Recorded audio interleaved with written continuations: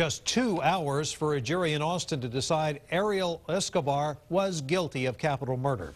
Bianca Maldonado was raped, stabbed 46 times, and sexually assaulted 2 years ago. And now Escobar could face the death penalty. KXAN's Chris Sadeghi live outside the Travis County Justice Complex with more on this verdict late this afternoon. Chris? Well, Robert, prosecutors say when you look at the injuries and the torture involved, this was one of the worst murders they've ever seen. And after 6 days of evidence, the jury wasted little time in saying who they felt was responsible.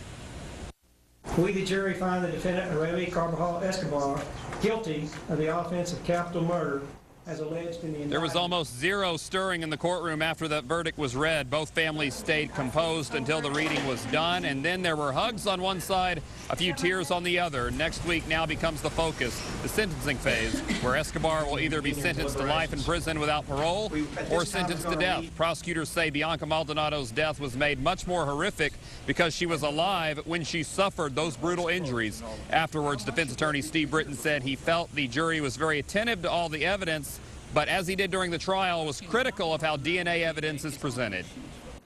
I think it's still a perversion of a very good science in the forensic world, just as serology turned out to be. You think about how it was painful and how it lasted a while. And the sexual assault injuries were very violent.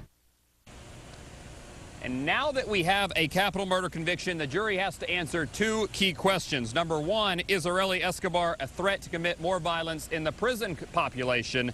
If so, the second question, will life in prison without parole be appropriate given the evidence? If not, he shall be sentenced to die. We're live at the Travis County Justice Complex. Chris Sadeghi, KXAN, Austin News.